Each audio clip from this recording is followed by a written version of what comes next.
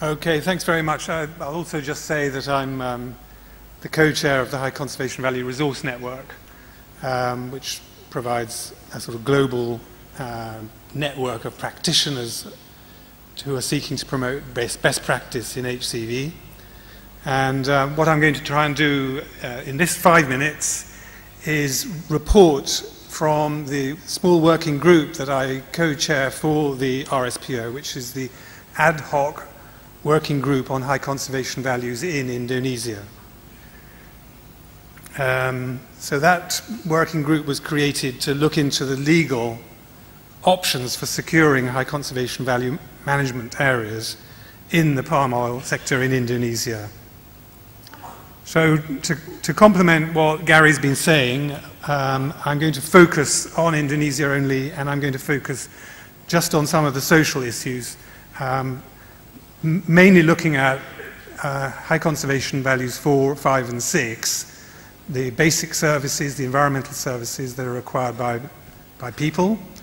So I see that as a social value, the areas that are needed to secure their basic needs, and the areas to secure cultural identity. So our working group had this difficult task, which some of you know about in detail already, of course, which is that companies are given their concessions to plant oil palm, subject to certain laws and regulations, of course. But the RSPO expects you to also maintain in those areas high conservation value areas to make sure those values are maintained and or enhanced.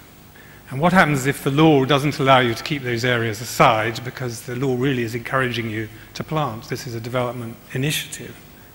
And that's what the problem we identified in Indonesia a couple of years ago, that it's not clear how the companies can legally secure large chunks of their management units as HCVs without planting them.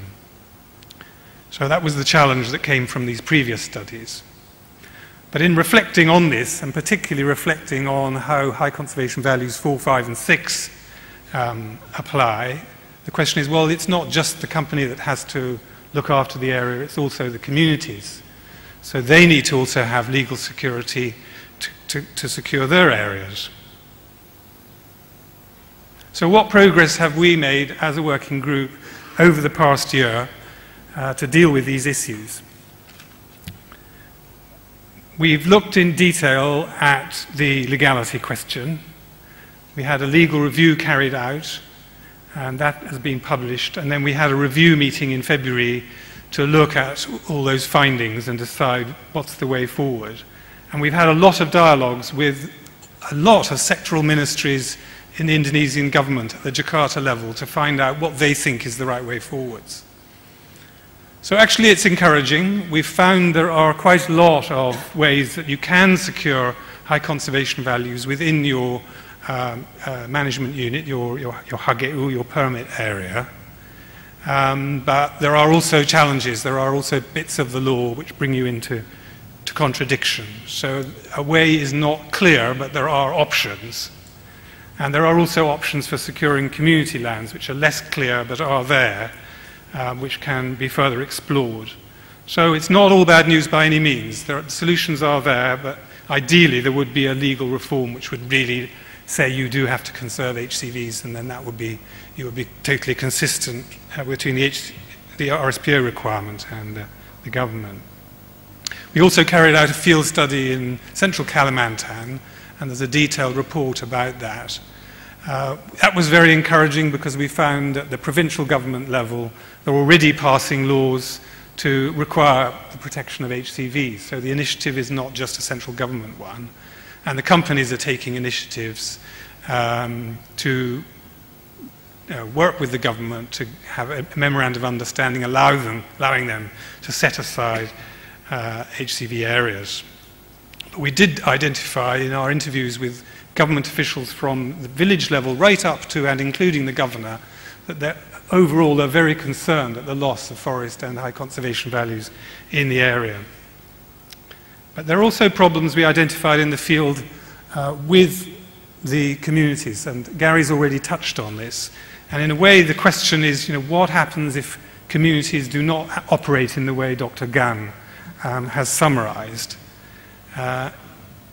If areas are not set aside for small holdings, if rubber is cleared rather than left standing for community livelihoods, if the communities make imprudent decisions to sell all their land under the principle of free, prior and informed consent and give up really the lands they need for all their livelihoods, if areas are not identified as high conservation value 5, which are necessary for their shifting agricultural cycle, then they suddenly find themselves quite impoverished and living in the margins of the estates with no obvious livelihood after they've spent any cash compensation.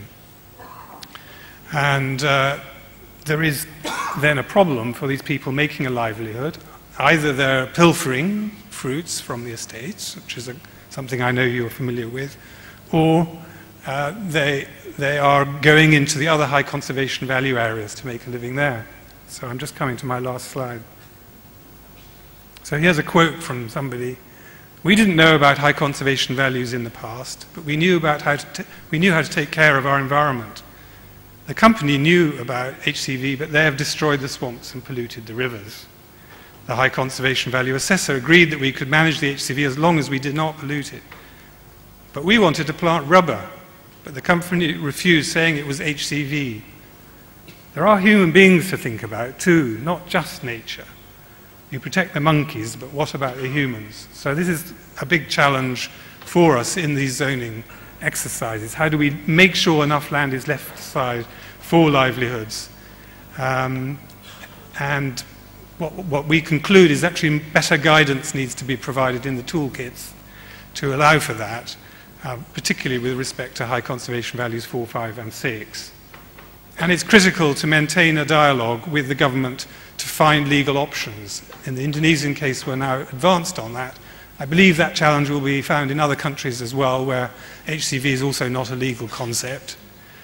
Ideally, this issue would be addressed in the national interpretations as the RSPO approach spreads to other countries. So when you're doing your national interpretations, remember to think about how do you secure your HCV management areas, either as community land or within your estates. And then, of course, like Gary said, we need to increase the training. So, thank you very much.